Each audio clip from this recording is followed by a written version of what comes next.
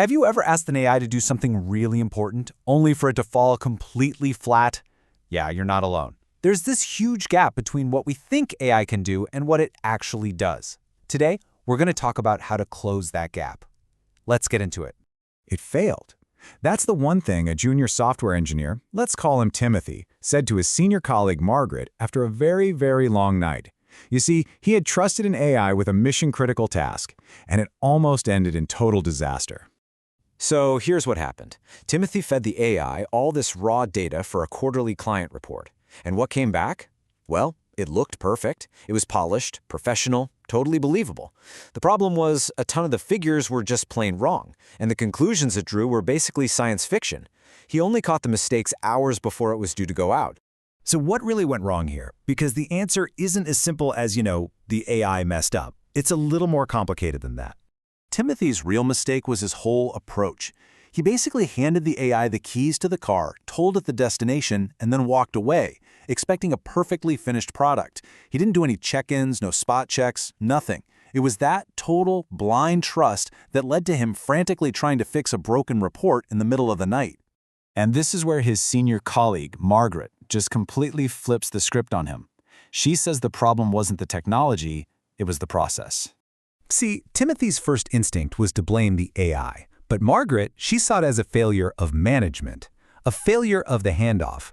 She told him it's like giving a super complex task to a brand new junior hire and then just vanishing without any guidance. If they mess up, who's really at fault there?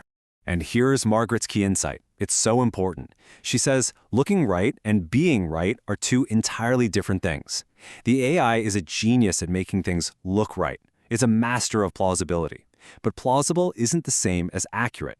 And a human, in this case Timothy, is the only one in the room with the actual expertise to know which is which. And this is exactly why. An AI has zero real-world context. It doesn't know the history you have with a client. It doesn't know the weird nuance hiding in your data or remember that key comment from last week's meeting. All that crucial knowledge, it lives inside your head. Without you, the AI is just an incredibly powerful pattern-matching machine flying blind. So all of this brings us to the core idea we're talking about today. It's a concept Margaret calls the expectation gap. It's that painful, sinking feeling you get when you realize what you thought you were getting, a totally reliable, autonomous partner, is actually just a very capable but very flawed first draft machine. Timothy fell right into that gap. So why does this gap even exist? Well, let's be honest. The companies making these tools have every incentive to talk up what they can do and quietly ignore their limitations. We see these slick demos that work under perfect conditions, and we hear words like revolutionary and extraordinary. Of course our expectations get set way too high. But the answer here isn't to just give up on AI. Not at all. It's about being realistic. You close that expectation gap by recalibrating, by understanding what the tool really is, not just what the shiny marketing brochure says it is.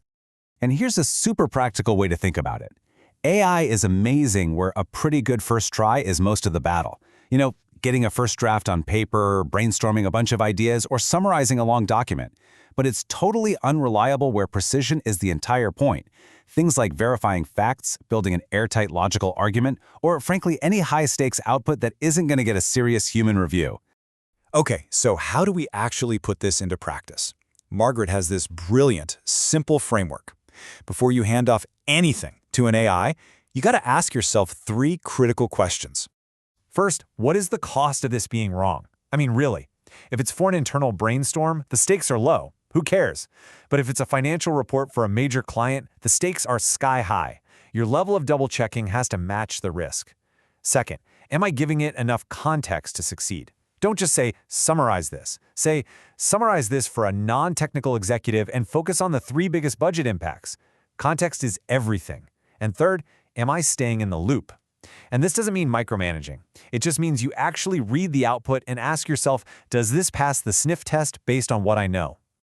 And these questions, they naturally lead to a really practical 3-step workflow for actually working with your new digital colleague. It's super straightforward. Step 1 is draft. Let the AI do the heavy lifting. Tell it to get that first version done, create the outline, summarize all the raw info, just like Timothy did. But then comes step 2, verify. This part is on you. It is non-negotiable. You are the source of truth. You check the numbers. You validate the facts against the original source. And then finally, step 3, judge. This is where you bring your expertise, your gut feeling, your context to sharpen the conclusions and make the final call. And look, this isn't some frustrating limitation that you have to resent. It's just how the job works now. The AI handles the draft, you handle the verification and the judgment. It's a partnership. The AI is your collaborator, not your replacement. Margaret sums this whole thing up with a perfect analogy. She tells Timothy, an AI knows what roads look like in general, but it doesn't know this specific road. Your project, your client, your unique situation.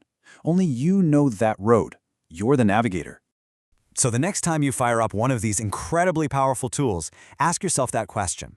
Are you just blindly handing over the wheel and hoping you end up in the right place? Or are you taking your seat as the navigator, using the AI as a powerful engine to get you where you need to go faster and smarter than ever before?